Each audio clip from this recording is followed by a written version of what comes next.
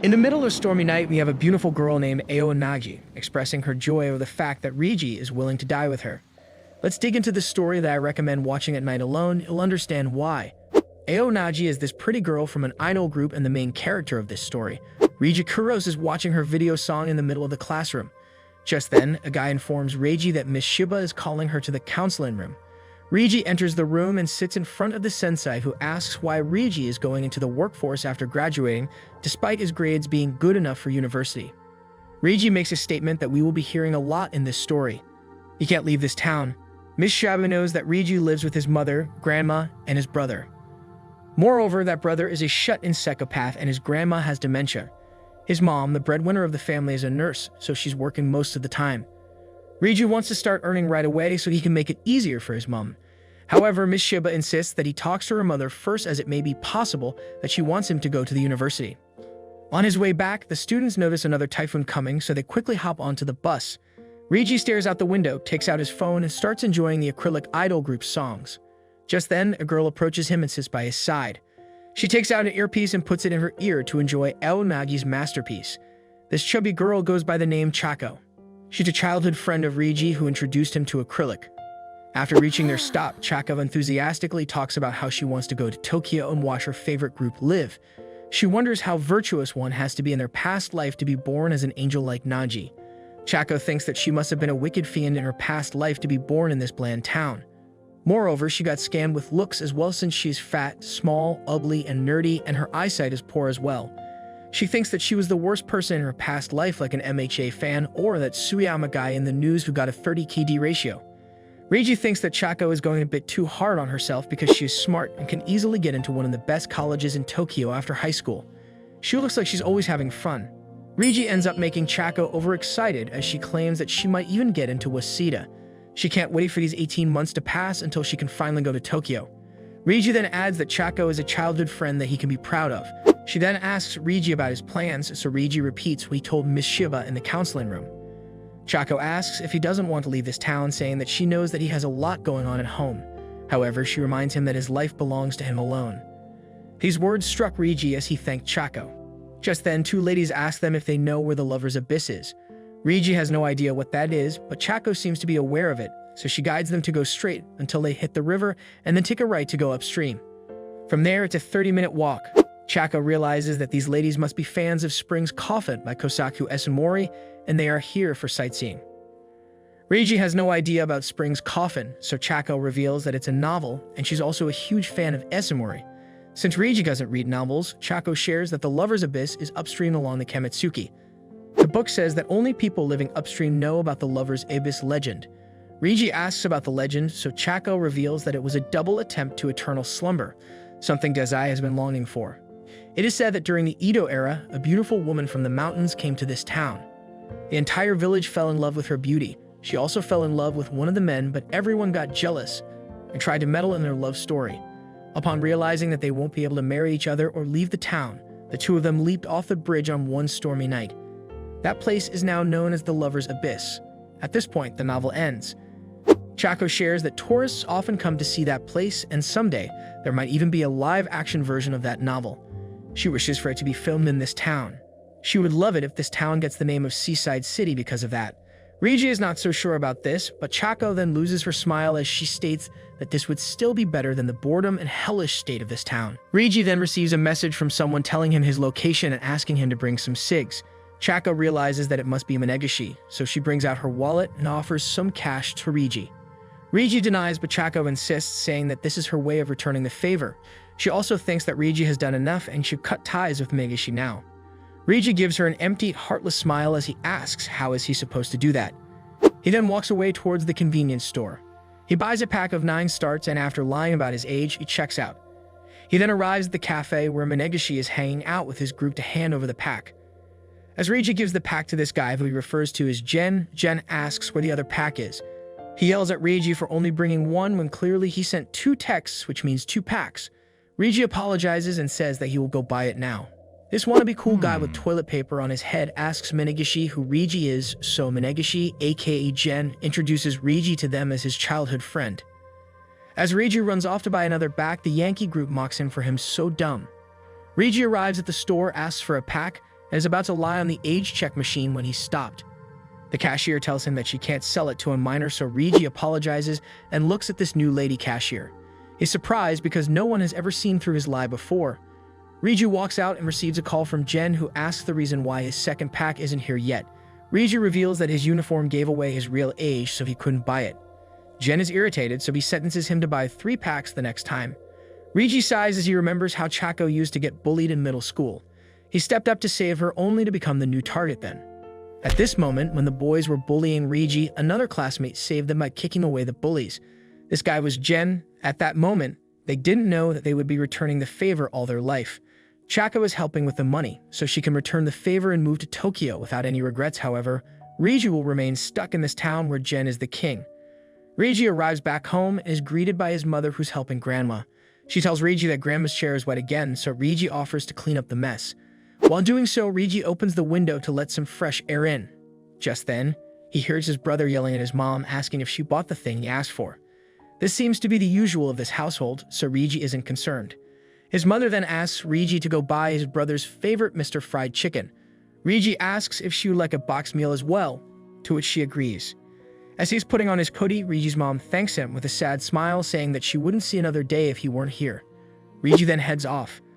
While walking through the bridge in the middle of the night with nothing but the cold breeze and thoughts about the lover's abyss, Reiji thinks about it, saying he would hate the idea of jumping off this bridge.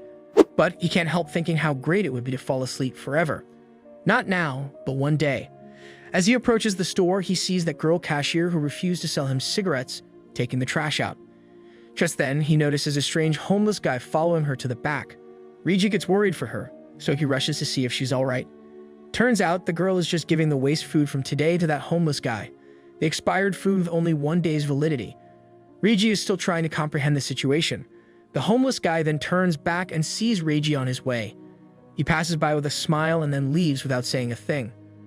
Reiji then hears the lighter click, so he turns around to see that cashier enjoying a smoke in peace. Like a good gentleman, he decides not to interrupt her peaceful moment. However, he then notices something strange. The girl notices Reiji as well. She highlights how Reiji is in his street clothes this time.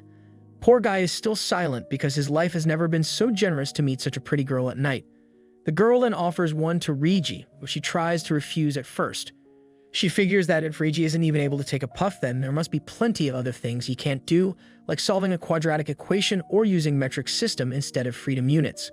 For some reason, Reiji doesn't want to feel defeated, so he takes one out to finally enjoy the blessing that is rolled up in this cute and small thing. The girl turns to him and lights up the lighter to light the cigarette. However, the light pours some light on her face, leaving Reiji shocked. The shock seems more serious with the cigarette in his mouth.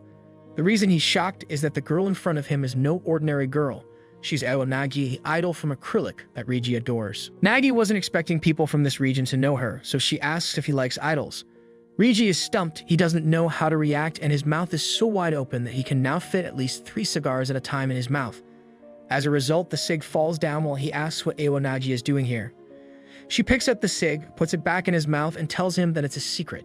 She then lights up his cigarette in a way every smoker on this earth wants to light it up. There's no physical contact, but the way their faces get close to each other, and the only place to look is in each other's eyes. Reiji was already her fan, but this move is now game over for him. He's checkmated. She reminds him to inhale, otherwise the cig won't light. Like a good boy, Reiji follows her command, and now both the cig and his heart are on fire. She smiles at him, saying that it's finally lit now. As the smoke disappears into the air, Reiji's breath disappears as well. At this point, he's not sure if all this is real or if he's just laying in his bed, imagining this scenario after watching those lovey-dovey 2 AM couple reels. Towards the abyss, this is just the beginning of their ends. Reiji remembers the time when Chako introduced him to this acrylic idol band comprising 4 teenage girls. Chako believed that this band is super underrated and would become a hit soon. Among the 4 girls, Nagi is the prettiest, so she's definitely gonna make it big. Back to the present, Reiji is stunned at seeing Nagi in front of him. He's getting a few of his senses back, so now he's wondering what she's doing in this town. Not just that, but she's also working as a clerk at a convenience store, and she's doing what idols never do, smoking. Reiji's first smoke is finally taking a toll on him as he starts coughing. Unlike Chandler, Nagi doesn't tell him to continue as the good part is about to come. She simply tells him to put it out, figuring that he wasn't buying them for himself earlier. She realizes that Reiji is an obedient one, and he's enthusiastic enough to know about her group. Reiji reveals that his friend is really into idols and she's the one who introduced him to acrylic. She will go crazy if she finds out that Nagi is in this town, which is why Nagi insists that it must remain a secret. Just then, Reiji remembers that he still needs to buy Mr. Friend chicken, even though he wants to stay and talk, so he decides to head to the store. Nagi stops him and asks if he saw another secret as well earlier.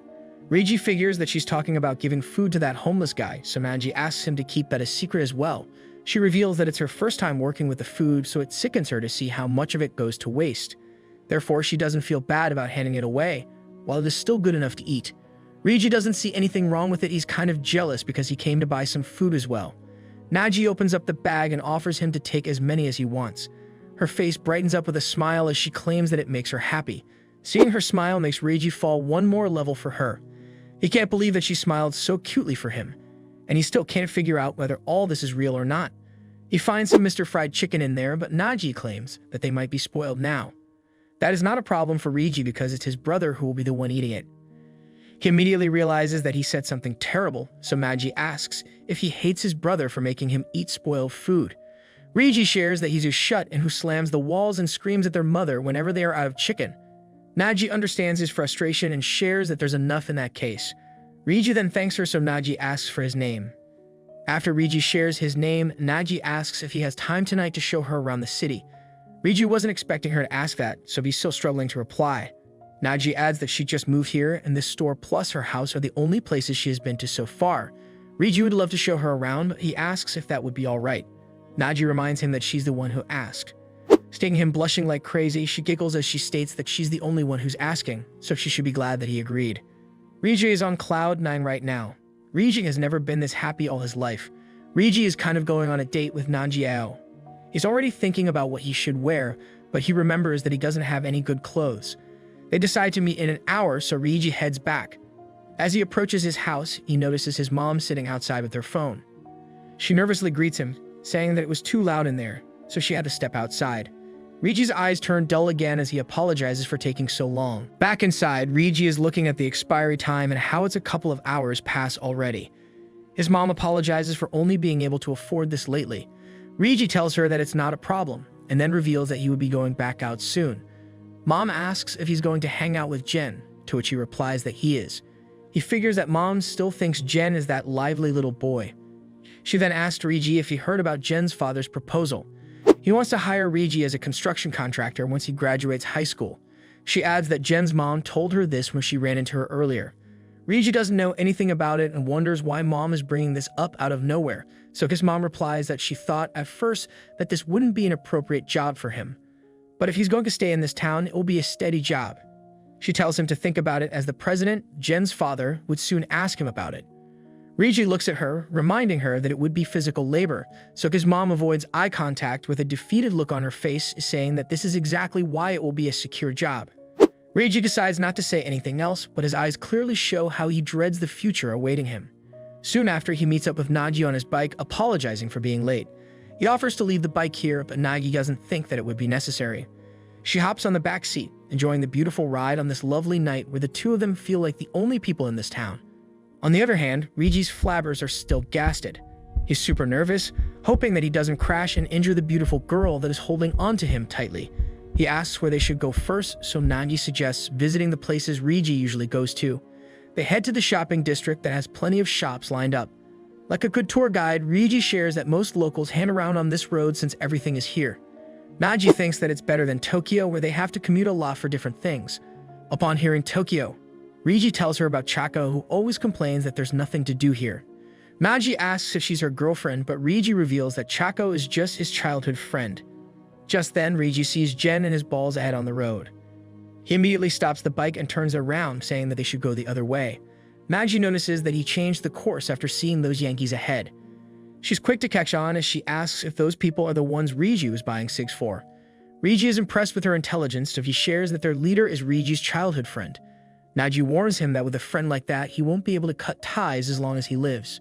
Reiji agrees, repeating that he won't be able to cut ties with him as long as he lives. Even after finishing high school, he's applying for a job at Jen's family's company. Nagi asks if that is what he wants, so Reiji confesses that it is not. However, he can't leave this town and he's not good at anything, unlike Nagi. She asks why Reiji is telling her all this, so Reiji figures that it must be because she's definitely not staying in this town for long. He turns back with a depressing smile, saying that he won't ever forget that Nagi Ao rode on the back of his bicycle. He will take pride in it forever.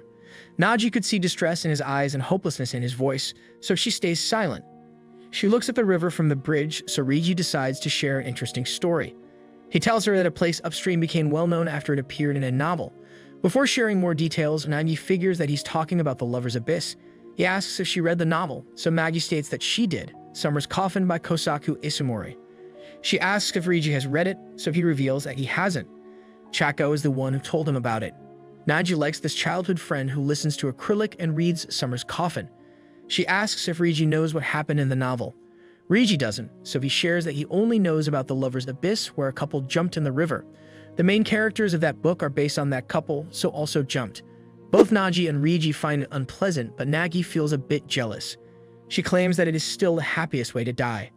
Before Reiji can react to this unusual comment, Nagi asks Reiji if he wants to die with her together. Reiji thinks that she's joking because she obviously won't ask him to recreate the legend that the novel is based on. However, Nagi is serious. She doesn't see any harm in it because his life doesn't seem to be going anywhere as well. Reiji goes silent. He doesn't know how to react, so Nagi talks about how the news of an idol and a high schooler offering themselves would trend for at least a whole day. Reiji is confused. Even though they just met, how could this girl notice all this about him? How could she notice what Reiji truly desires? With a serious look in his eyes, he asks if she's really serious. Reiji fully believes that he won't be accomplishing anything by continuing to breathe. Nagi could see that he had never been with a woman before too. Reiji thinks that if he can recreate the Lover's Abyss legend with Nagi Ao, then maybe in the end, he would feel at least a little glad that he got to be alive. This end would surely give a little meaning to his life. Nagi is not so thrilled about the little part, so she decides to give him a little more reason to like his life before they fulfill the promise.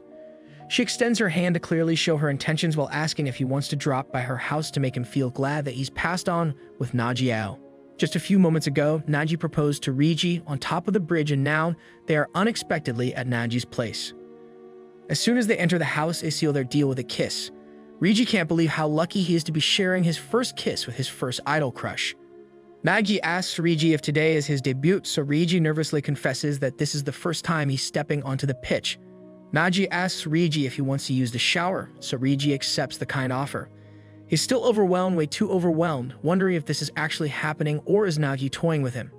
He hesitantly steps out of the bath and forgets all the questions that were storming his brain. Nagi is in her idol dress, and not just any dress, but the dress from her debut. She put it on to make him realize that he's actually having his first international appearance with an idol. They step onto the pitch together, and Reiji starts examining the conditions. Nagi keeps assisting him, and as Reiji finally sees the real deal in front of him, he thinks about the time when he first saw Nagi in this dress and asked Chako about her. There's no doubt in Reiji's mind anymore. He's not thinking anything now. He's fully focused on making the perfect debut. He's utilizing all of his skills with the hand and the mouth. He's playing all his cards. After spending some time examining the upper half of the pitch, he decides to shift play as a false nine by falling deep now. However, Nagi finally notices that Reiji is still not in the game yet. Even though the ball is at his feet, Reiji is unable to kick. She asks if he's nervous, so Reiji apologizes, saying that he is. They decide to get rid of the formal tone for now and give Reiji time to adapt. Reiji asks Nagi about her age, so Nagi reveals that it's incorrect on her idol ID, and she has just exited teenage.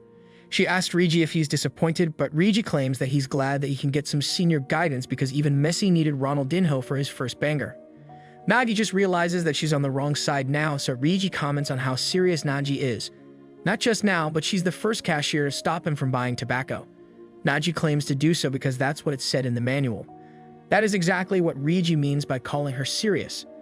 She claims that she's often told that she's a thick head. Reiji couldn't help but laugh because this attribute goes totally against the Nagi Ao image. Nagi pouts and asks what kind of person he expected her to be. While Reiji says that he just thought she was a really beautiful person, he realizes for the first time that Nagi Ao is a person. This finally gives him the charm he needs for his debut, so he asks Nagi to get rid of everything that stands in their way. He wants to play some 2-on-1 tiki-taka, so he doesn't need any distraction in between. He wants to see her real potential. He wants to see the real Ao Nagi, not the one she pretends to be. Reiji finally nails his debut as he imagines his hand extending into the screen of his phone where he watches Nagi and reaching to the real Ao Nagi. The two of them sink into each other's abyss as Reiji wonders if recreating the legend of Lover's Abyss was a promise. After hitting the 90+ not virgin anymore goal, Reiji looks at the tropical fish in the tank, asking why she only has one as it must feel lonely. Nagi, while smoking, shares that the fish is named Nagi. She tells Reiji to grab the drinks from the fridge if he's thirsty. Just as Reiji is walking to the fridge, he sees the homeless guy entering Nagi's home. The guy greets Reiji, who is still confused and in his birthday store wondering what this homeless bum is doing here.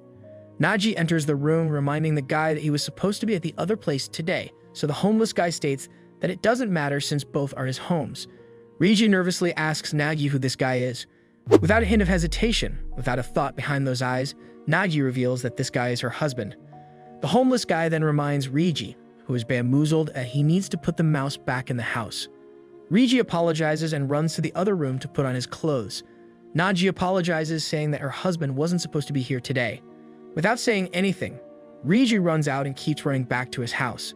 He doesn't know what just happened. He wonders if he got tricked or did she just have an affair with him. He doesn't know how that homeless old man ended up being her husband. He doesn't get what's happening. He doesn't understand anything anymore. Just then, he stops on the bridge and remembers the proposal that Nagi made to him. He wonders if that was just a joke or was she serious? What if her husband didn't come home? Would they be here at this moment? Would they be standing on top, holding hands, saying goodbye together? Reiji is back in his house, sulking in his bed, unable to sleep after everything that happened today. He picks up his phone to watch his favorite acrylic video, only this time he's looking at Nagi with a different perspective. This time he's noticing all the curvatures, rises, and runs. Reiji decides to ignore everything and focus on the silver lining. He just made his debut with his favorite idol. That memory alone should be enough. The next morning, he wakes up with the usual yelling session, only this time there's happy screaming. The one yelling her heart out is Reiji's grandma. As Newton says, for every action, there is an equal and opposite reaction. So the crazy shut-in brother also starts yelling, telling the old hag to stay a few. Reiji figures that grandma is going to the adult daycare today, so she's in high spirits. This has triggered his brother, and now he's in angry spirits. Reiji looks at her grandma with jealousy. Soon after, the daycare people take the crazy grandma away.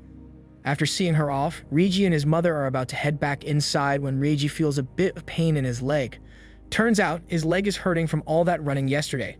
Reiji was expecting some sympathy, but his mom replies that it's the same for her. Her legs are swollen and her shoulders and neck hurt as well.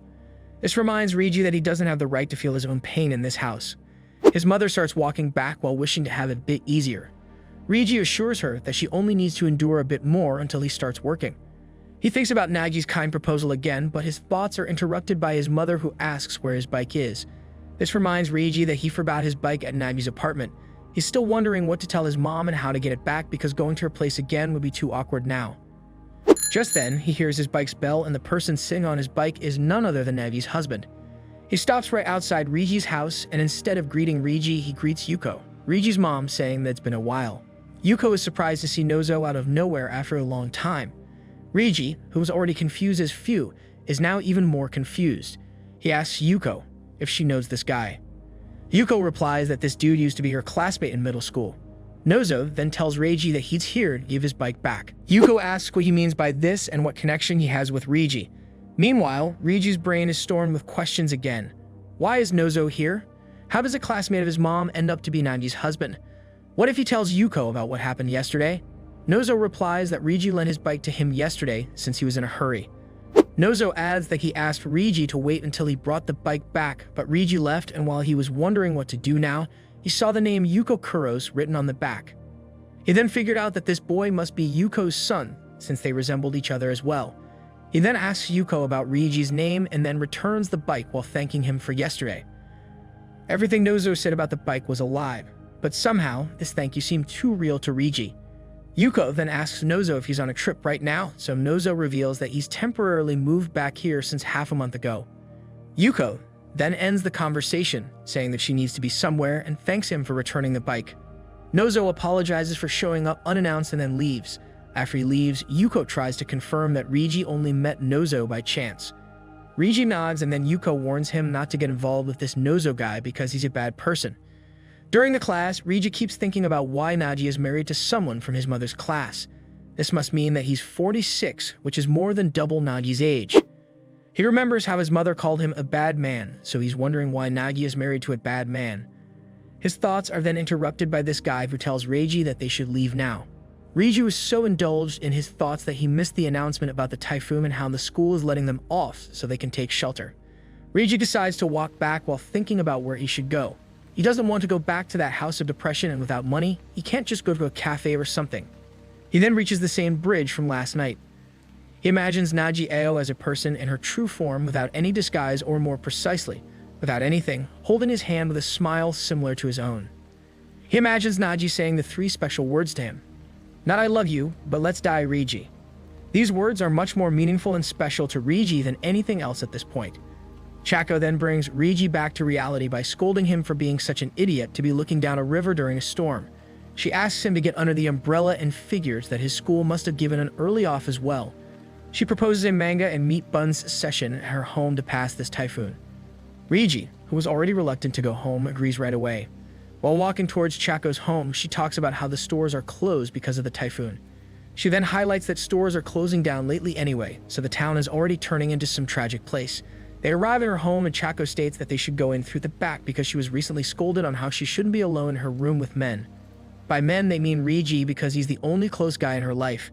Instead of going through their shop, she leads Reiji in through the back door. She laughs over how absurd it is because Reiji has been coming over since they were little, so it's strange that her parents only realized now that she shouldn't be alone with a guy. Chako then decides to leave her tights here so she doesn't wear the floor. At this moment, Reiji, who recently turned a man last night, realizes that Chako is quite thicko. Hey. Even though Reiji remains silent, Chako yells at him for calling her legs thick. Reiji refuses thinking any such thing. Chako then turns all serious and asks Reiji if everything is alright. She noticed how Reiji had been acting weird today. Reiji himself did not notice that, so he tells her that everything is fine. As she walks away, Reiji thinks about how sharp Chako is and how she's the only one who ever pays attention to him. In Chako's room, she asks how far they went last time, so Reiji reveals that they read up to the 8th volume. Chako then brings out the novel about Lover's Abyss that she was talking about yesterday. Reiji grabs the spring coffin book, and as he opens this super popular novel, he is stunned to see that the author of this book is Esamori, who is the same Nozo guy he met yesterday and today. Nozo is Nagi's husband, his mother's classmate, and now the author of this famous novel. Seeing the shocked look on his face, Chako asks what happened, so Reiji shares that it's nothing and he only finds the name Esamori strange. Chako highlights that it's just his pen name. Lover's Abyss, the novel Nagi read as well, was written by her husband.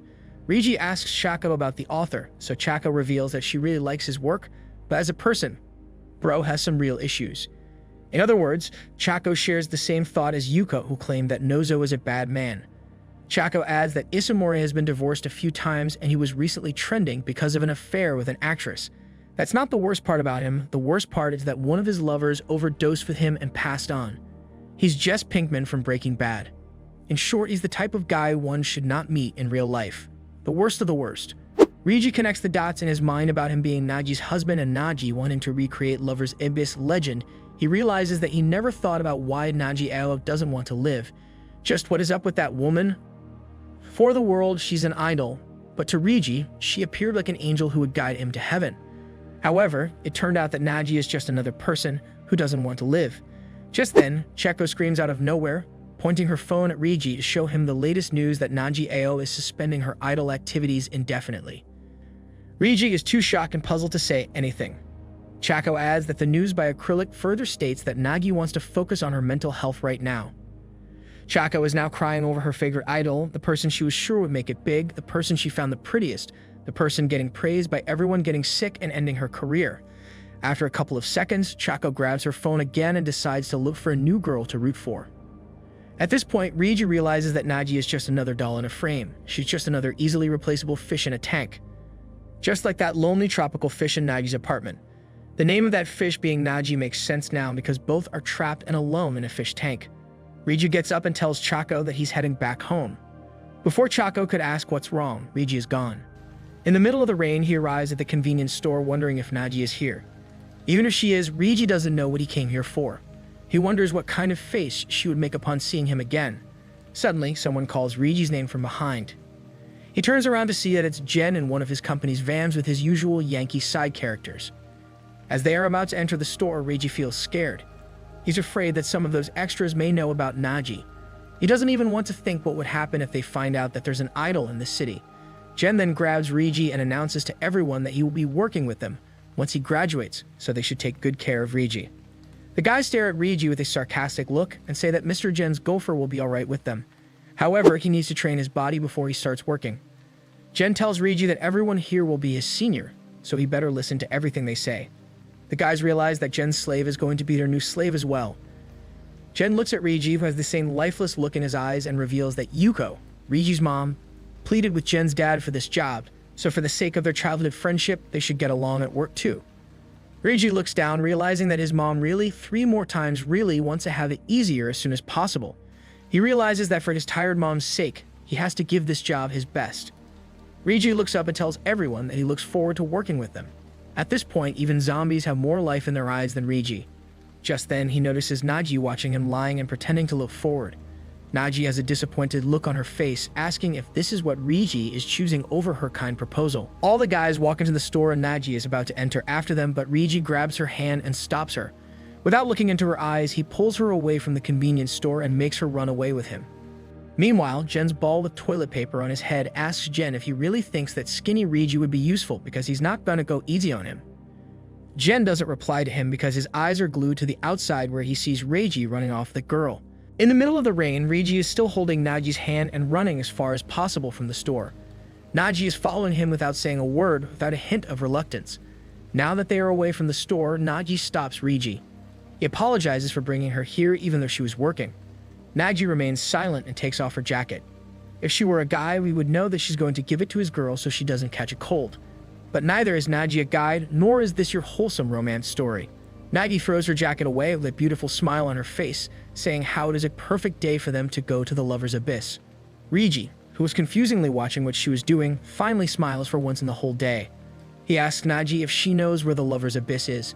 Nagi replies that she doesn't. Rigi whispers that she should at least know about it since her husband is the one who wrote that novel.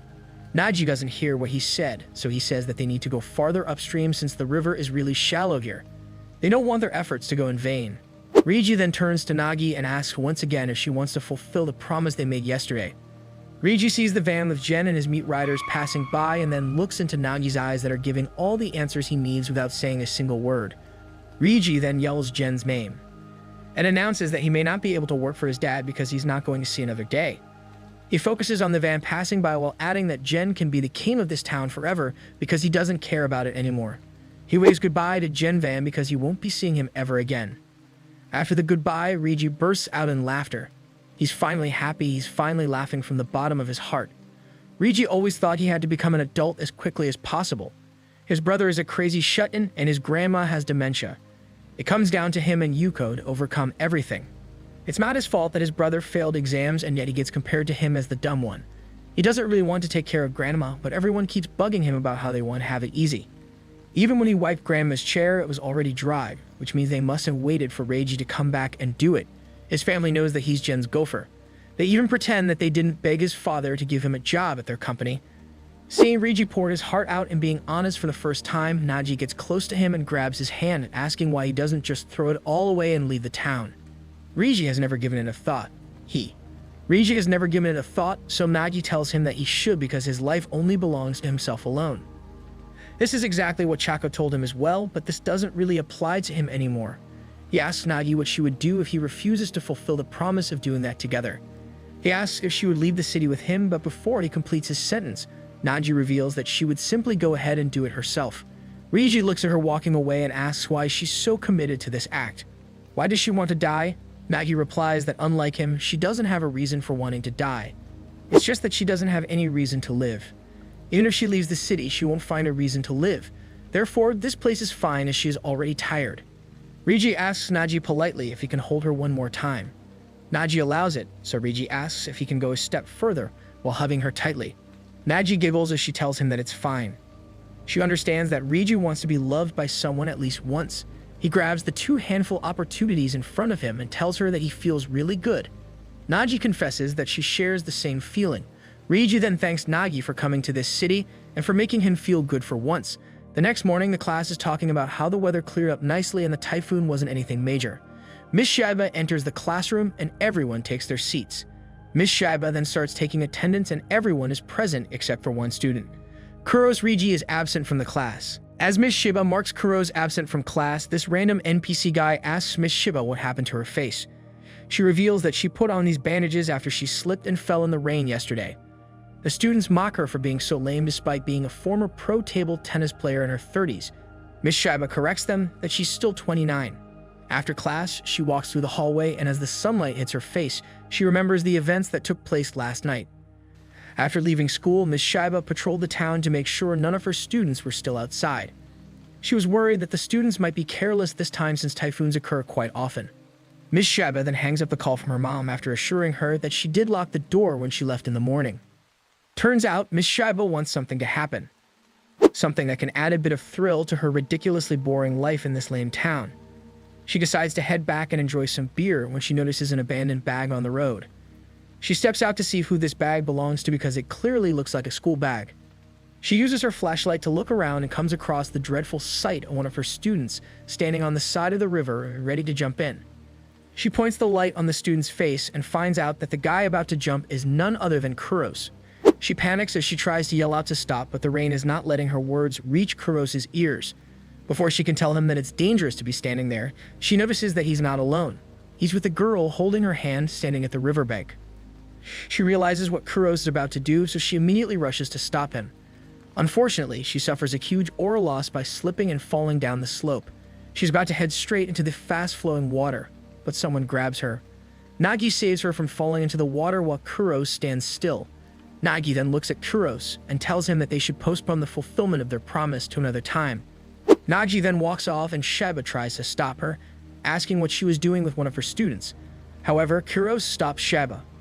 With a defeated look on his face, Kuro's falls to the ground as he asks Miss Shiba why she had to interrupt the best moment of his life. Miss Shiba is now sure that the girl from earlier didn't do anything weird to Reiji. He himself has every desire to end his story with that girl. Someone from her class was about to be immediately removed from the attendance sheet. Shiba extends her hand towards him, saying that he should come to her place so she can listen to everything he wants to say. Before proceeding on, let's dive a bit into Miss Shiba's life, who is like a friend to most of the students. The girls often discuss their classified events information with her to the point where they even discuss what pill they should take after going no cover with their lover. Miss Shiba would tell her to stop wasting her time on boys like this, and when she asks Shiba if something like this has ever happened to her, Shiba would maintain secrecy. The truth is, these students are already experiencing things that Shiba never did in her life. She's still yet to witness any action. She knows that some students grow up as fast as possible while some cling to their innocence. Reiji was one of the latter ones, she thought. Back to the night, Shiba drives Reiji in her car with minor bruises on her face. She still can't believe that Kuro's would attempt to do that. She never noticed that Reiji had already given up on life. She's glad that she was on the road and stopped Reiji from going all the way. She wonders if she's doing the right thing by bringing him back to her place because she can't allow a student of hers to do what he was about to do. Back at her place, she tells Reiji to go take a shower so he can freshen up a bit. Reiji is still quiet and depressed over how Shiba interrupted his golden moment. She reminds Reiji that if he doesn't talk to her, she will have to talk to Reiji's mom about what she saw. Reiji takes off his shirt and Shiba tells him that she might have some clothes that should fit him. While Reiji is taking a shower, Shiba leaves the towel and dry clothes outside. She then sees Reiji's wet clothes and tells him that he will have to go commando because she doesn't have any replacement for those. She then walks out and decides to change her clothes right away before Reiji walks in on her. While she's doing so, she thinks about how she should take a shower as well. Usually, she would have been out of the shower by now and enjoying her beer. She wipes herself with a dry towel and the bruises on her face are still hurting a bit. She only notices the bruises now and thinks about how worse it would have been if that girl hadn't saved her. She wonders if that girl was Reiji's girlfriend because they seem passionate enough to hold their hands before offing themselves, so they must be in a relationship. Despite that, she thinks about how Reiji's back still looks very small, as if he wasn't shouldering all that pain. She figures that she must have interrupted something similar to the Lover's Abyss story. Just then, she hears the clacking noise and immediately starts putting her clothes back on. She then brings some drink for Reiji while talking about how the storm may not last for long at this point. Reiji is still silent, still refusing to say a word, so Shiba gathers her courage and states that being his teacher, she needs to know why Reiji would try something like that. Reiji remains silent, and after a couple of seconds, he whispers something. Shiba fails to catch what he said, so she asks him to repeat himself. Reiji tells her that he will quit the school so she doesn't have to be his teacher anymore. He asks if he can leave now, but this just surprises and angers Shiba. She ends up tipping the glass over as if she were a cat in her previous life. She apologizes and calms herself down. Reiji then looks at her face and tells her that she's hurt. She reveals that she got these scratches from what she felt earlier. Reiji apologizes to her because she was just trying to stop him. Shiba nervously tells him that he doesn't need to apologize as she just slipped. She's glad that Reiji is finally talking and adds how she was shocked to see Reiji there. She requests him not to try something like this ever again. She bends down so she can look up to Reiji's face while saying that they should work together to lift the weight from his tied shoulders. Reiji, who is still looking down, finally looks up to her. With hopeless eyes and not a single desire to live on, he tells her that the weight he bears will die with him, so she better not meddle in his affairs. Ordi asks if Miss Shiba would like to join him to fulfill his desire. Reiji shouts at Shiba, yelling that he was almost there. He was almost free. He was finally getting rid of this pointless life, but she had to get in his way. He asks why she didn't just ignore them. Shiba looks into Reiji's eyes and wonders if this is the same guy that she teaches. She never thought Reiji was this scary. She finally gathers the courage to reply back, saying that he still has a long time to live even if things seem tough for now. He must have a lot of things to look forward to. She insists on not making a hasty decision, but Reiji interrupts her, saying that he has nothing.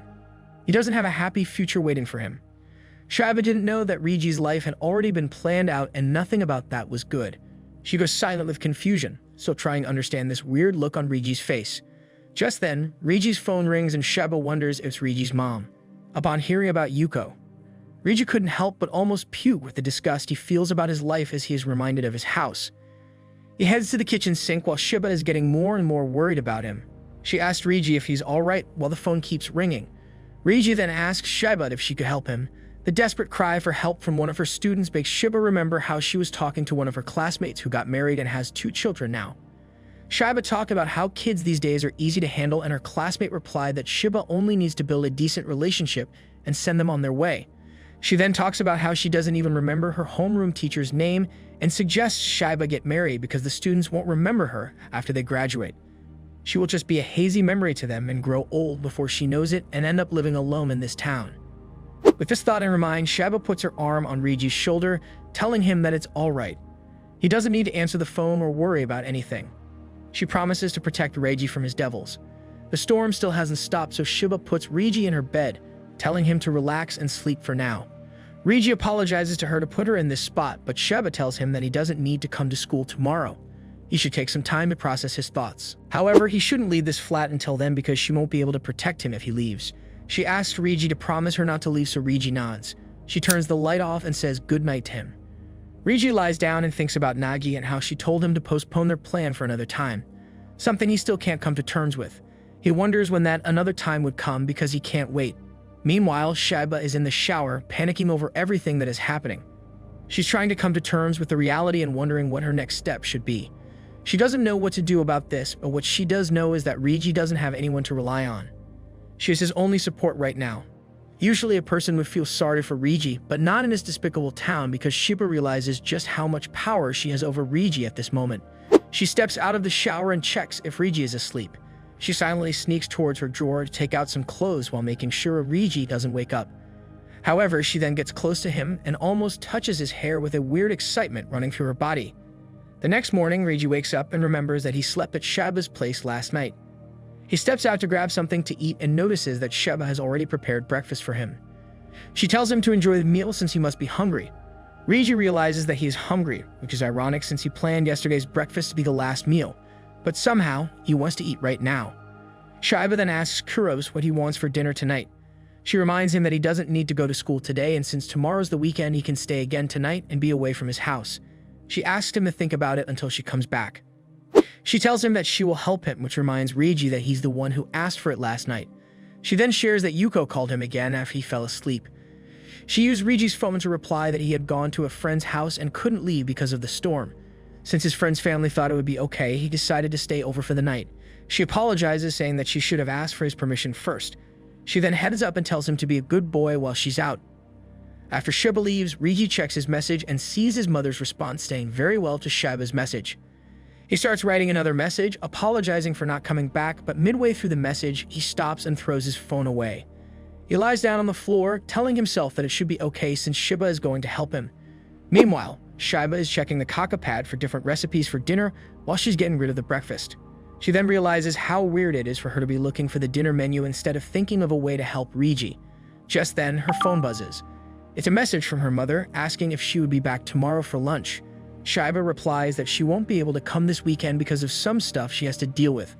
Mama Eru replies that it's alright, but she suggests not to bring the corporate slavery to home with her on weekends. Shiba loses her over this message and writes a whole paragraph about how someone is waiting for her at home, and Mama Eru is the last person to talk about putting work over family, since she always made others take care of her children even on her off days. Shiba then gets back to reality, realizing that she can never be brave enough to tell this to her mom, so she erases the message. On her way back, she goes to the mall to buy all the stuff that she might need. She even bought some undies for Reiji so he feels fully comfortable at her place. She then drives back to her place. On her way, she thinks about how she has never been this excited to go back home since high school. Even then, it was only because the baseball club left her famished, so she looked forward to dinner. She then clears her head and reminds herself of how awkward and incredibly disgusting it is for her to be thinking like this for Reiji. She reminds herself of their relationship and how he's mentally unstable right now and was on the verge of jumping into the river with his girl. She wonders if Reiji has contacted that girl since then. It doesn't matter anymore because she's the one who will help him. She arrives back, and just as she's about to use the key, she realizes that she's not that lonely lady anymore. She rings the bell and Reiji opens the door for her to welcome her back. She gladly announces that she's home and notices something strange. She asks Reiji why he is in his school uniform, so he reveals that it was finally dry. He thanks her for washing her clothes. Shiba tells him that he doesn't need to wrinkle his uniform because she bought a new sweater for him, so he can just get comfy in that. Reiji tells her that it won't be necessary because he's going back home now. Shiba reminds him that he was so upset last night, to the point where he even threw up so he doesn't have to go back. Reiji confesses that his mind was a mess last night, but he has calmed down now. He doesn't want to go home, but he knows that he has to. He smiles a bit as he states that Shiba's guidance will surely help him to get through this gut-wrenching life of his. The shopping bag falls off Shiba's hand as she grabs Reiji's arm. She tells him that she still can't trust him, so she is not going to let a guy who was ready to jump off last night leave just yet. She doesn't believe his words and rants out her suspicion that Reiji would go and meet up with that girl from last night again. She tells him to stay here and not leave just yet. She then decides that she should let her actions speak louder, so she pulls Reiji close, and now both of them can't speak in this moment. Reiji is stunned to the point where he doesn't even push her away. The same is the case with Shiba, who breaks contact over realizing what she just did. As the manga's name says Boy's Abyss, Shiba realizes that she has fallen into Reiji's abyss, so she immediately bows down and apologizes. She keeps on apologizing over and over again, saying that she didn't want this to happen and that Reiji should keep this a secret. She begs him to pretend that this never happened. Reiji remains silent and his mind goes blank again. Shiba stops apologizing and insists that she can't let him go home by himself because she can't risk him continuing what she interrupted last night. She can't let him do something like that. Reiji's eyes have gone dark again and he simply complies with this weird request. He tells her that he doesn't want her to apologize anymore, seeing that Reiji is just a lifeless body with no will of his own. She decides to push a bit further by confessing how excited she was to make him dinner tonight. Tears fall down her eyes as Reiji notices the groceries falling out of the bags behind her. He thinks about how he tried to leave several times before Shiba came back. He kept thinking about leaving and heading towards Nagi. However, each time he grabbed the doorknob, he heard Shiba's voice saying that she would protect him. Her promise to help him stalked him. It's something that she wants, whereas Nagi's promise is something that Reiji himself wants. However, he finally realizes that he is wrong about thinking that Shiba wants to protect him. He tells her that he thought living in this town made her happy. Turns out it's the opposite. Shiba is reminded of her profession and how it is her job to be a guide and a moral compass for those who steer away from a bright future. Her job is to illuminate the way to ensure that no one rejects adulthood. Shiba realizes that she herself has gone crazy. Reiji is not the only unstable person in this room right now. Each year, she grew bored of her job, and she knows that after graduation, most of them even forget her name. She pretends to be their friend to make it easier for herself. She trapped herself in an eternal cycle of explain, write, talk, repeat. And after getting home, she's always alone. She realizes that it is wearing her out how she always has to bring work home so her mind doesn't focus on the reality. The head of the year often passes disgusting comments and says something that shouldn't be stated ever. She's sick of him. She's sick of getting saddled with the craziest parents. She's sick of being a club advisor to those with no passion for the game. At the weekends, she often meets up with friends who talk about their husbands and children while she only has her lonely job to talk about. She doesn't want to see her friends, but she always ends up running into them in this small, disgusting town. Her parents often mock her for not having a lover yet. She only wanted to stay pure until she found the right person, but now she's jealous of those younger than her enjoying their lives while all she did was be good at sports and do well in her studies. Shiba sees the abyss she has fallen into for the first time as she acknowledges that she will never get married or have children as long as she stays in this town. She starts laughing at her miserable life and tells Reiji that he's not the only one who wants to get rid of this miserable life. She confesses that she too has an abyss inside of her. Reiji calls her out, but Shiba tells him not to call like this. She tells him to get rid of what he's wearing because this is only reminding her of her abyss. Like a good lifeless doll, Reiji complies, but while he is just halfway through, he sees Shiba getting up and approaching him. Shiba does the same as what she told Reiji to do and tells him, for the first time with the same eyes as Reiji, that it's fine for him to recreate that lover's abyss legend. She approaches him and claims that she won't stand in his way anymore. She won't interrupt him the next time, so right now, in this moment, she begs him to agree to one demand of hers. Both Reiji and Shiba fall into each other's abyss as they celebrate the disgusting moment with nothing in between them. Literally nothing, as Shiba assures him that she will take the red pill in the morning. Shiba used to be an ideal student back in her days. She has been walking a straight and narrow path all her life. Before she knew it, she lost sight of what was right and wrong and found herself on a lonely, dark, and distorted path. At this moment, she decided to stop walking and just fall off this path, so with each passing second, she falls further and deeper into the abyss. After Shiba's debut and Reiji's second match ends, she tells him that he did not have to kick the ball out of the field and let it leave inside, but Reiji claims that it would have been bad if he did so. Shiba thinks about how this match ended so quickly, not because Reiji's a noob, but because of the long wait she did for this moment. She now knows what the fuss is about. She asks Reiji how this match compares to the one he had against his girlfriend. Reiji corrects her that she was not her girlfriend, so Shiba asks who she is to him in that case. Reiji shares that he only met her 2 days ago by chance. Shiba is confused as she can't believe that Reiji was about to jump off with someone he has only known for 2 days. She questions Reiji, so he replies that he agreed because she asked him if he wants to recreate that novel's ending. Shiba asks Reiji if he would just agree to die if someone asked him, so Reiji confesses that he just needs to escape and he doesn't care about how it happens. Upon hearing that Reiji does not care about the little details, Shiba's face lights up because she has much more power over him than she thought she had. She approaches him and turns his face towards her. For the first time, she calls him by his first name and decides to go back on her words. She admits that she told him that he can, but she really wants him to live now. She promises to help him once again, not for Reiji, but for his own selfish desire. She has completely fallen into the abyss. She promises that with her by Reiji's side, they will brave uncharted waters and she will be his salvation. She tells him not to see that girl ever again and makes sure Reiji's lips cannot refuse her request. Reiji gives into this feeling hope. He just wants to be saved and he doesn't care whether his salvation comes through Nagi's proposal or Shiba's proposal. With that, the two start the second half of their match. Reiji does not care who gets to be the one to save him. Meanwhile, his phone keeps ringing and it's annoying Chako how Reiji is not picking up her call. She's worried about the way Reiji left her house yesterday after talking about Esamori. Reiji did not receive a call or message from Jen, so she wondered where he went. She lies down in her bed and looks at the novel on her table. She picks up the Spring's Coffin and thinks about how its author, Kosaku Esamori, hasn't released anything new recently. She wonders if Esamori will still be writing by the time she gets a job at a publishing company. Even if he isn't, she doesn't care. She will give this writing thing a shot herself. She then realizes that she has to believe that he won't give up. She has a vision, and that should be enough for now. Although it's taking too long for her to fulfill that vision, this town makes her want to die. This town is like a prison. She then continues to read the detailed match of the characters written by Esamori, where he managed to cover each part of the field while giving each part enough page time.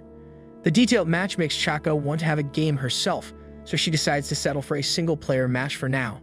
She's happy that Reiji doesn't read many books, otherwise he would have found out that most of Chako's books are detailed depictions of matches like this one. Just then, her single-player game is interrupted by her father, who calls her down asking her to watch the shop while her mother steps out for a bit. Chako heads down and politely agrees with the middle finger behind his back, claiming that she needs to study as well. Her father thinks that she still has enough time since university exams are still far away. Chako corrects him that it's already her second year, so whatever time she has is not enough to give her best. Being a veteran of this town, of course, her father has to be a disgusting guy, as he claims that the old guys only come to the shop when Chako is at the counter. This is exactly why Chako hates helping her parents with the store. It started recently when her body started to shape up and the old men from the neighborhood noticed. They started coming to shop whenever she was at the counter, just so they had something to think about later. Her father knows about this, and he goes along because he's a creep. Everyone in this town is a creep. She feels so bad that she might throw up. It's disgusting to her how she has to stay another 18 months in this despicable town. However, in the same town she hates, out of all the places, she finds the one she was looking for. Kosaku Isumori steps into their store. Chako first discovered her favorite writer, Kosaku Isumori, because she liked the cover of one of his books. She was 14 at that time and didn't understand much of what she was reading. Yet the delicateness of his words and the aggressiveness of his content made Chako forget her dreary life and unattractive body. That guy with magical words is in front of her right now as a real person. She tells him the bell while trying to figure out if this is actually happening. She's trying her best not to scream out like a typical fangirl, but she does feel like crying. She wonders what he's doing here, while Isumori counts the coins and gives her the exact change. With that, he leaves the store while Chako wonders what she should do. She wants to stop him, but words aren't coming out of her mouth. She ends up saying thank you to him while giving excuses to herself that she does intend to go on a diet once she gets into college. She's got to lose weight and become one of those stylish metropolitan girls. She wants to have an amazing career as a renowned editor before meeting her favorite writer, because right now she's just another fat kid from this lame town. Just then, this old man asks Chako if she plans to take the Waseda entrance exam, so Chako replies that she does. Old man pretends to be proud of her, saying that her father did a good job raising her and she should find herself a good man to bring the shopping street back to life. This scares the hell out of Chako. She can't imagine coming back to this town again, and these guys are already planning to creep for the rest of their lives. She runs away from the store thinking that she has had enough. She doesn't want to spend another second in here. She suddenly stops running because she ended up running the way Isumori went, and now he's once again right in front of her. This time, Chako decides to call him out. Isumori turns around and looks Chako in the eye. Her heart skips a beat, but she gathers courage to ask him if he's scouting locations here. She adds that she heard that Spring's Coffin is getting a movie adaptation, so if she's not wrong, this guy is Kosaku Isumori, the novelist. He asks Chako if she has read his books. Chako is delighted to hear that it actually is him and claims to be a big fan, literally and figuratively. Isumori finds it weird that a little girl is interested in his novels because she should stay away from them. Chako tells him that she's in 11th grade and has been reading his books for 3 years now. Isumori, or the guy Yuko referred to as Nozo, tells her that she's precious and thanks her for reading his work. He says that he has nothing to do with the location scouting and is here because this is his hometown. Chako wonders if that is why he chose the Lover's Abyss as the setting for his first work. Isumori interrupts her and adds that he shouldn't be calling this place his hometown because he only lived here for 6 years when he moved in 7th grade. He's back right now to take care of his parents. Chako figures that his parents must be the reason why he hasn't written anything recently, so Nozo adds that he has been busy. Chako blushes as she realizes that the famous Kosaku Isumori is from here and is living in this town right now, like a pretty flower in this gloomy town. She then sees a spider lily, which brings back memories for Nozo. He asks if she likes them, but Chako confesses that she doesn't. She shares that their vibrant red color makes her look at them every time, even if she doesn't want to. This reminds her of how she has wasted another year in this town and that she might have to see this scenery many more times until she finally leaves the town. Nozo looks at her as if she just said something relatable. Chako then tells him that she's taking the Waseda entrance exam the year after next and her dream is to become an editor. She dreams of being Nozo's editor someday. Nozo takes a long puff and bends to grab the spider lily. He extends it towards her and states that she doesn't have to wait for that day. She could become his editor right now, and who knows that he might even write something interesting when he is with her. Chako blushes as she remembers when Rigi asked what kind of person Nozo is, and she replied that he's a bad guy. That doesn't matter anymore as Chako accepts the lily from the very guy she thought should be avoided. The city reddens for her as she agrees to fall into Nozo's abyss. Rigi checks his phone, and it's his mom telling him to bring fried chicken for his brother on his way home. She added a kitty please sticker as well so she doesn't seem too bossy. Rigi understands that asking to go grocery shopping is her way of telling him to come home.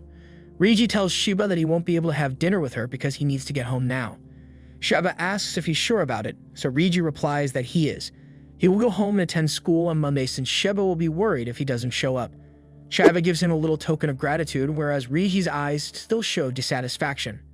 Shiba adds that Yuko, Rigi's mom, knows that he only obeys her because she's his mother, and even if there's no love lost between them, she is forced by the circumstances to rely on him. He just needs to keep his head down for now, so once he becomes an adult, he can go wherever he wants. She promises Rigi to be his guide. Riji thanks Shiba and asks if he should refer to her by her first name or something now since the previous relationship was ruined after those matches. Shiba tells him to continue calling her the same because she doesn't want him to mistakenly say her first name in front of everyone. Riji assures her that he won't make such a mistake. Shiba insists that nothing is going to change and she will still be what she used to be to Riji, and he's charming to her because of the forbidden scenario. She wants to privately enjoy this dangerous relationship she has with Riji. She will end it once Riji graduates, so till then, she wants him to keep calling her like before. Riji asks her if she's okay with it. Shiba replies that this is what she wants and this might not make any sense to him for now, but he will understand after some years. On his way back, Riji sees the missed calls and decides to call Chako. He apologizes for not noticing her call, so Chako tells him that she was only worried because he was acting a little weird yesterday. Chako is then about to share something interesting, but she changes her mind halfway through, saying that she will tell him when she sees him the next time. Riji could tell from her voice that something good happened. So Chako corrects him that not just good, something amazing happened to her. She says this while staring at the lily flower that Nozo gave her. Chako then hangs up before Riji can tell her that he's planning to leave the town as well. Back at his home, Riji hesitates to head inside. He remembers Shiba's instructions to keep his head down for now. With that, he steps inside and announces that he's home. His mother rushes to the door and greets him back. Riji then hands her the fried chicken while Yuko apologizes for making him do this all the time. Yuko adds that she called the services to keep grandma there for today so she can have the time to cook curry after so long. That's because Riji really likes curry. She then notices that Riji's clothes are all clean and asks if his friend's folks washed them for him. Riji replies that they did, so Yuko says that she should call them to say thanks for doing so much. Riji immediately tells her that it's not necessary and he's really looking forward to eating curry with Yuko. As Riji turns around, he notices that his mother has already turned the other way, saying that she's glad while hiding her expression. Riji feels bad for her, so he apologizes for not coming home yesterday. Yuko finally looks at Riji with a smile, saying that they will finally be able to eat well, watch TV, and sleep soundly today. Riji doesn't even remember the last time he saw his mother smiling. But for some reason, the smile seems a bit too sad. Meanwhile, at the convenience store, Nagi got fired for bailing on her shift and throwing her uniform on the side of the road. Jen's goons are sad that they didn't get to know the new cashier who seemed to be from somewhere else because no one in this town is that ballsy. Nagi is leaving the convenience store with a cigarette in her mouth when someone interrupts her. It's Jen who asks Nagi if he can borrow her lighter. Jen knows that she's the one who we saw running away with Reiji, whereas Nagi knows that this is the guy Reiji hates. Nagi throws the lighter at this simp guy and tells him to keep it. She then walks away. However, Jen is not thirsty for the lighter and he has some other intentions, so he asks her to take it back. Nagi turns around and Jen is mesmerized at seeing how pretty this girl is. He tries to prolong the conversation, asking when she started working at the convenience store since the guys that work for Jen never noticed her before. He finds it strange because she surely is pretty enough to be remembered. Nagi remains silent, so Jen insists on getting an answer. Nagi replies that it doesn't matter because she got fired today. Jen asks if that is because she took off during her shift yesterday, hinting that he saw her run away with Reiji.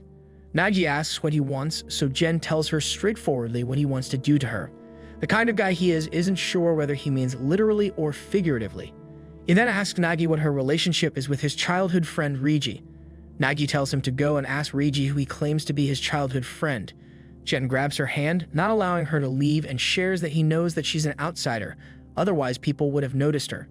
Since she's an outsider, she must not be aware of how things work here, so Jen guides her that Reiji shouldn't be dating a fine lady like her. In this small town, words travel fast, so one never knows how much anger or jealousy may this instill among people. He tells Nagi that he's saying this for her sake as well. Such baseless barking doesn't work on Nagi, so she asks straightforwardly if Jen is the one who's angry by this fact right now. She asks him if he's jealous. She then extends her hand and grabs Jen's face to kiss him. This bro, who was acting all shady and bossy a second ago, finds himself startled. He pushes Nagi away instantly. Nagi smiles as she tells him that he doesn't need to worry since she is not dating Reiji. Knowing that he won't be breaking the bro code, Jen continues what Nagi started and the two of them walk to somewhere private. Jen gets on top of her and while revealing the treasure, he asks Nagi where he went with Reiji last night. Nagi truthfully replies that they went to the Lover's Abyss. She then informs him what they were about to do and how Reiji wants to die. She sarcastically asks Jen if he doesn't already know this even though he claims to be his childhood friend. Jen's mind is all puzzled now. He can no longer focus on this beautiful girl in front of him as he asks Nagi where Reiji is right now. Nagi shares that she doesn't know about that because someone interrupted them and they decided to postpone their promise. Jen takes his hand off the treasure and grabs her neck, warning her that Reiji belongs to him. Reiji is going to live in this town forever and Jen won't allow him to escape. Not even by dying.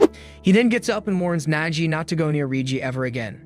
While Nagi still lies on the ground, she realizes that Reiji is loved after all, unlike herself. Meanwhile, Reiji is in the bath back at his place. Yuko calls him out and informs him that Jen is waiting outside for him and that he has something to talk about. Flashback time. Back when Jen was a little boy, he saw 2 dragonflies and caught them. He immediately ran to Reiji's house to show his friend what he caught. His mother, Yuko, opened the door with lots of bruises all over her body and informed him that Reiji was in the bath. Jen asks Yuko if she has got an insect cage since he caught 2 dragonflies.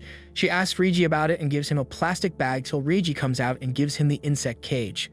Jen asks Reiji if he's busy with number 2, while Reiji claims that he isn't. Kazu, Reiji's brother, tells Jen that he can't study with a noise, so Jen should go and play outside once Reiji comes out. Reiji's father then hands him a plastic bag for the dragonflies. He then laughs at Jen for disturbing dragonflies while they are celebrating their honeymoon. Reiji's father adds that if Jen grips the bag hard enough, the dragonflies will asphyxiate, so he should open an air hole for them. He does so with a cigarette. The flashback ends and Reiji comes out of the bath with his terribly weak body on display. Jen tells him to beef up because he won't be able to work at his company with such a skinny body. Reiji asks what is up since Jen hasn't come to his house in a long time. Jen asks him to come outside so they can talk. Meanwhile, the curtain behind Jen opens and with a scary odd look, Yuko asks Jen what he plans to do. Jen claims that he just wants to talk. Reiji steps outside and Jen takes him to the park at the top, which seems smaller for some reason now. Jen hasn't been here since grade school, so Reiji asks what brings him here today. Jen reveals what Nagi told him just now. He adds how he saw Reiji running away with the girl from the convenience store and asked her about it. He then grabs Reiji's hair and slams him into the grill. He asked Reiji if it's his fault for driving him to this point. This working for him sounds so bad that he would rather jump off with a stranger. Before Reiji could say anything, Jen asks if he still wants to lay all the blame on him. He then lets go of Reiji's hoodie and lights up a cigarette to talk about the tomb he dug for the dragonflies he wanted to show him. Reiji's dad's cigarette took their life and he laughed while saying that the dragonflies were also a fan of Lover's Abyss. Reiji doesn't remember, so Jen points out the scar on his forehead, saying that he cannot just escape his life at his own discretion. Jen then walks away while Reiji tries to remember how he got the scar and what Jen meant by laying the blame on him. If you wonder what Jen means by that and whether he has his own abyss or he's already fallen into someone else's abyss, and how Yuko fits in all that and would Nagi disappear from this story or not, or what Nozo has to do with all that, let us know in the comments so we can bring you the second part. A little heads up though, there's a lot to be revealed yet.